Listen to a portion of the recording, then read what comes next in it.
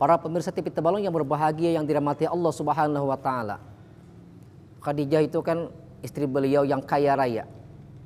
Yang punya dagangan yang banyak, yang punya usaha yang kuat.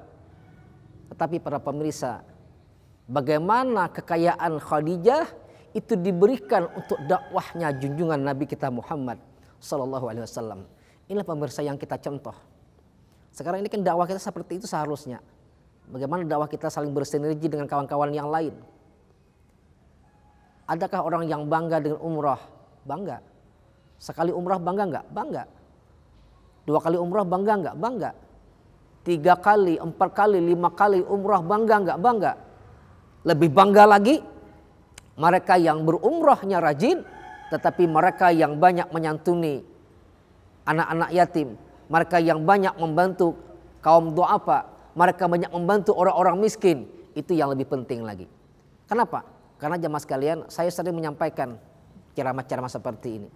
Ada orang yang beribadah untuk pribadi.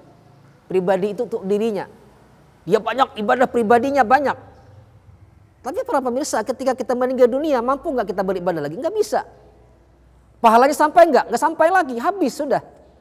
Tapi ada pahala yang nggak pernah habis, itulah jariyah. Jariyah. Kalau kita punya harta, kita berikan anak yatim, punya harta kepada orang-orang miskin, kepada apa? Panti-panti jompo, kepada siapa? Orang-orang yang para mu'allab, kepada siapa? Kaum du'afa wal masakin. Kepada siapa? Pondok-pondok pesantren, tika Al-Quran, madrasah diniyah yang masih terbengkalai di kampung-kampung kita. Ini nggak pernah habis para pemirsa. Meninggal dunia kita terus mengalir. Itu yang kita masih lemah pemahamannya.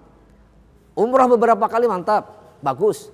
Apalagi dibarengi dengan banyak bersedekah, banyak berdakwah membantu. Itulah Khadijah. Harus muncul Khadijah sekarang ini. Mereka yang bukan hanya untuk mencari keuntungan pribadi, tetapi mereka untuk mencari keuntungan akhirat. Siapa? Mereka yang bersedekah untuk kaum du'afa wal masakin. Jadi Khadijah itu jamaah sekalian, dia berdakwah untuk Rasulullah. Ya Rasul, ini harta kau gunakan untuk bagaimana berdakwah. Makanya jamaah sekalian, ketika Rasul ditinggal mati, meninggal wafatnya istri beliau Khadijah, Rasul disebut dengan Amul Khuzni, tahun duka cita. Orang yang banyak membantu dakwah Rasul, harta, tenaga, apalagi dengan mental, apalagi dengan motivasi, itu hanya Siti Khadijah.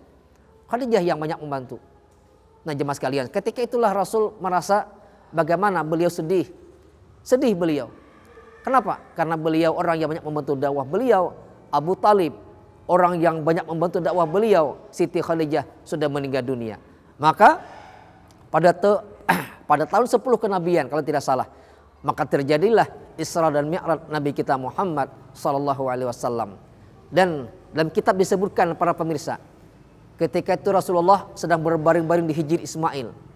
Jadi para pemirsa kalau berangkat haji pasti tahu mana yang namanya makam Ibrahim, mana yang namanya Hajar Aswad, mana yang namanya rukun Yamani, mana yang namanya rukun Syami, mana yang namanya rukun Iraqi, ada yang namanya rukun Hajar Aswad, mana yang namanya Hijr Ismail. Pasti hafal. Disitulah Rasul berbaring-baring ketika itu, maka datanglah malaikat Jibril memberikan kabar, ya Muhammad, engkau akan kami bawa untuk menghadap Allah Subhanahu wa taala. Dan ternyata jemaah sekalian, kita ambil beberapa iktibar di waktu yang singkat ini. Sebelum beliau diangkat bertemu dengan Allah, Nabi kita dibawa ke sumur Zam-Zam, dibedah, dicuci hati beliau dengan air Zam-Zam, diisi dengan iman, diisi dengan yakin, diisi dengan Islam, diisi dengan hilm. Coba lihat para pemirsa, Rasulullah dalam perjalanan diisi dengan beberapa hal tadi yang kami sebutkan. Apalagi dengan kita. Apalagi dengan kita. Jadi kalau kita jemaah sekalian wajar, anak kita sekolah kemana saja silahkan. Sekolah ke Amerika, sekolah ke luar negeri, ayo silahkan, monggo, nggak jadi masalah. Tapi imannya harus kita kuatkan dulu. Imannya harus kita pupuk lebih dulu. Kalau imannya lemah, kasihan. Apalagi jemaah sekalian, sekarang ini kan berat tantangan. Tantangan orang dulu, orang sekarang beda.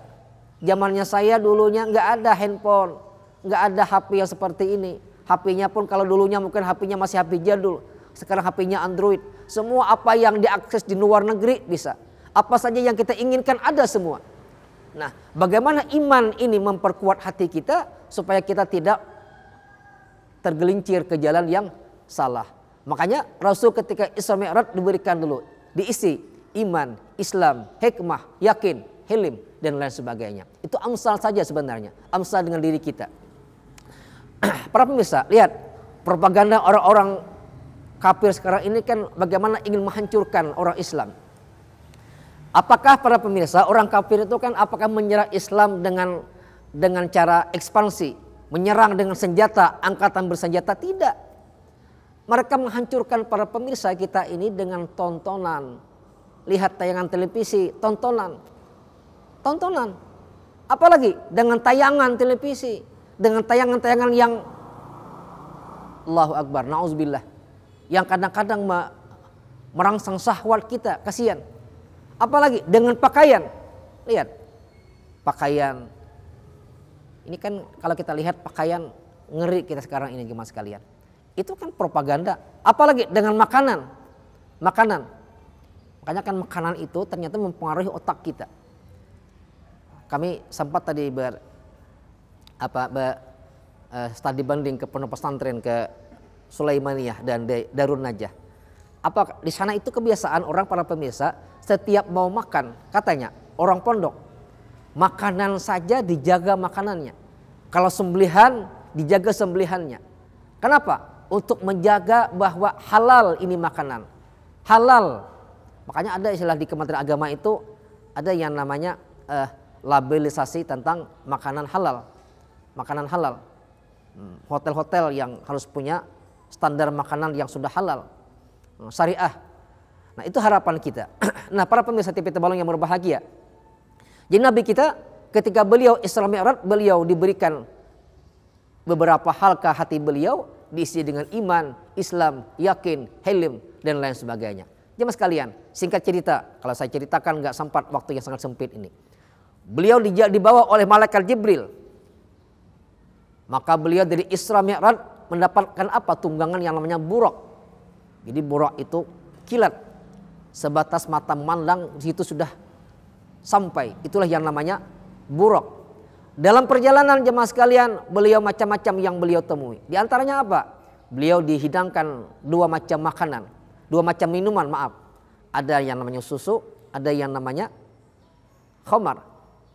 Ada yang namanya madu, ada yang namanya khamar.